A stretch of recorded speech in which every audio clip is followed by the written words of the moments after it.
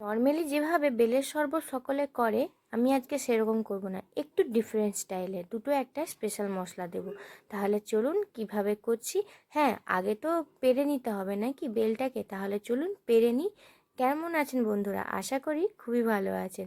তো এখানে আমি চলে এসেছি বেল পাড়ার জন্য। আমাদের গাছের বেল প্রায় সবই খাওয়াও হয়ে গেছে, আর একটা দুটো পড়ে আছে, ওইটাকেও পেরে নিচ্ছি।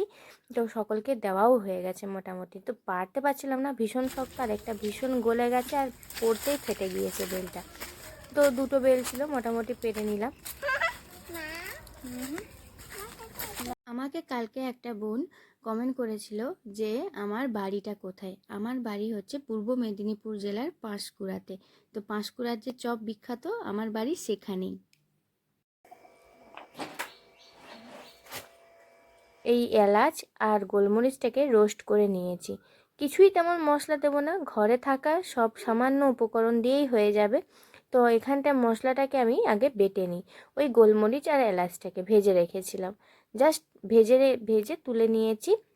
এবার এটাকে গুঁড়ো করে নেওয়ার পালা, শিলনোড়াটাই গুঁড়ো করে নিলাম। আপনারা চাইলে কোনো মিক্সিতেও গুঁড়ো করতে পারেন, কিন্তু এত কম মশলা মিক্সিতে অত ভালো করে পেস্ট হয় না। ভালো করে এটাকে গুঁড়ো করে নেব। এই মশলাটা দিয়ে কিন্তু অবশ্যই বানাবেন, আমি বলছি অসাধারণ টেস্ট হয়। এবারে যদি না চান তাই করতে পারেন। বেসিক্যালি কেমন করেন মানুষ, ওই কোনো চিনি বা গুড় দিয়ে সামান্য কিছুই দেয় না, ওটা মিশিয়ে খেয়ে নেয়। কিন্তু আমাকে এভাবে খেতে খুবই ভালো লাগে, একটা ইউনিক স্টাইলে করলাম, সত্যি কথা বলছি। তো আগেও আমি করেছি, ভালোই লেগেছে, ওই জন্য আপনাদের সঙ্গে মনে হলো শেয়ার করি।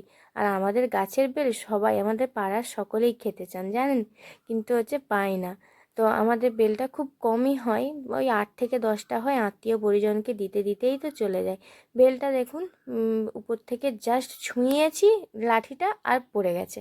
ব্যাস, এবারে কি করব, চামচের সাহায্যে কিংবা কোনো ছুরির সাহায্যে বের করে নিচ্ছি। বেলটা কিন্তু খুব লাল হয়ে পাকেনি, আবার খুব লাল হয়ে পাকাতে গেলে আমাদের বেলটা না কি হয়, পচে যায়। অতিরিক্ত রোদ লাগে, তো রোদের কারণে আমার শাশুড়ি মা বলে বেলটা নাকি পচে যায়, এই জন্য। তো এখানটায় আমি বেলের কাঁচটাকে বের করে নেব খুব ভালো করে। কাঁচটাকে বের করে নেওয়ার পরে এটাকে এবারে চটকে নেব, একটু যেহেতু মানে পাকার থেকে শক্ত, তাই জন্য এরকম। তো মাকেও দিয়ে এসেছি এবারে বেলটা, মাও খুব ভালোবাসে, মানে আমার মা খুবই ভালোবাসে আমাদের গাছের বেলটা খেতে। কি করেছে কি জানি, জিজ্ঞেসই করা হয়নি যে বেলটা খেয়েছো না খাইনি। তো আমি আজকে বেলের শরবতটা এবার কীভাবে করছি তাহলে দেখতে থাকুন। এখানে বেলের কাঠটা মোটামুটি বের করে নেওয়া হয়ে গেছে। আর হ্যাঁ, আপনারা কিভাবে বেলের শরবতটা বানান আমাকে কিন্তু জানাতে ভুলবেন না। এবারে 1 কাপের মতন জল দিয়ে দিলাম আন্দাজ করে। ভালোভাবে বেলের কাঠটার মধ্যে কাইটাকে বের করে নিতে হবে চটকে চটকে, যেমন আমরা পাকা আমকে বের করে নিই ওর কাঠটাকে কোনো কিছু রেসিপি করার জন্য, সেই রকম টাইপের। আর এর যে ছিবড়েটা আছে, ছিবড়েটাকে খুব ভালোভাবে বের করে নিতে হবে, মানে জালিদার ছিবড়েটা, ওই যে মুখে লাগে না সুতোর মতন, ওইটাকে আপনারা চাইলে ব্লেন্ড করে নিতে পারেন, কিন্তু এর যে বিচেটা থাকে বিচেটাও ব্লেন্ড হয়ে যায়, একটা কষ ভাব চলে আসে। এই জন্য আমি চেষ্টা করছি হাতের সাহায্যে করে নেওয়ার। মোটামুটি ওর ছিলকেটা আমি বের করেই নিয়েছি।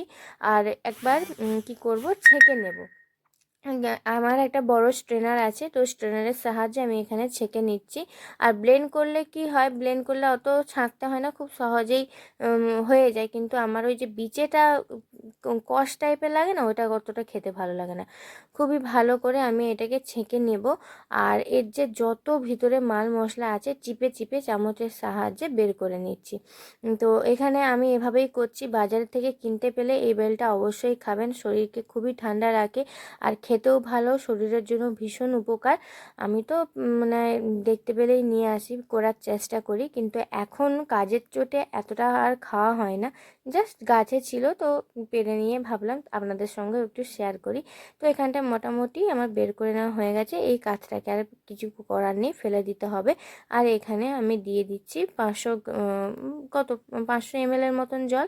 হ্যাঁ, ভালোভাবে এবার মিশিয়ে নেব। আর অন্য একটা পাত্রে ট্রান্সফার করে নিচ্ছি, কারণ ওইটাতে মানে উপর হয়ে পড়ে যাচ্ছিল, তাই জন্য যখন ঘোলাতে যাচ্ছিলাম।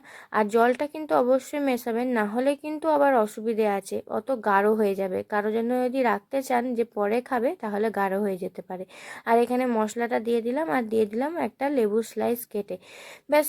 আর কি বিট নুন 1 চামচের মতন দিলাম, আর দিচ্ছি গুড়। একদম হেলদি রেসিপি, কোনো চিনি এখানে ইউজ করছি না, একদম হেলদিভাবে করার চেষ্টা করছি। এটা দিলাম আখ গুড়। আপনারা চাইলে চিনিটাও ব্যবহার করতে পারেন, তাতেই কিছুই না, যা খেতে পারবেন না এরকম কিছু না। তো আমি একদমই হেলদি খাওয়ার চেষ্টা করি, চিনিটাকে অ্যাভয়েডই করি, কিন্তু ওই আমের আচার টাচারে খাওয়াই হয়ে যায়। আর কি বলবো, আমার ফাইনালি সব কিছু রেডি হয়ে গেল। এবার গ্লাসে পরিবেশন করে সকলকে দিয়ে দেওয়ার পালা। সত্যি অসাধারণ হয় কিন্তু। আমাকে কিন্তু অবশ্যই জানাবেন আপনারা কিভাবে বেলের শরবতটা খাবেন, আর এই মশলাটা দিয়ে একবার অন্তত বানিয়ে দেখবেন, আর আমাকে জানাবেন কেমন হয়েছিল। দেখুন মোটামুটি আমার এখানে রেডি হয়ে গেছে। আর এত মাছি মশা এসেছে না, মানে গরমকালে বলে দেওয়ার আর কথা নেই। আমাদের ঘরে তো প্রচুর মশা, প্রচুর। তো এখানটায় মাছিটাও বসে আছে, ওকে হাজারবার তাড়াচ্ছি, ভিডিও করতে করতে যাচ্ছিলই না, আপনারা কিছু মনে করবেন না। তো এখানটায় আমার মোটামুটি রেডি। তো আমি এনজয় করছি আমার ড্রিঙ্কটাকে। আপনারা তাহলে দেখতে থাকুন, আর বাজারে পেলে অবশ্যই কিন্তু নিয়ে এসে খাওয়ার চেষ্টা করবেন, অসাধারণ হয়। সকলকে আজকে বেলের শরবতটা খুব ভালো লেগেছিলো, স্পেশালি আমার বড়মশাইকে খুব ভালো লেগেছে। ও এমনিতে বেলের শরবত খেতে চায় না, নাক তোলে, কিন্তু আজকে যেভাবে বানিয়ে দিলাম ও কিন্তু খেয়ে নিয়েছে আর বলেছে দারুণ হয়েছে। তো আসছি আরেকটি ভিডিও নিয়ে, ভালো থাকবেন, সুস্থ থাকবেন, টাটা।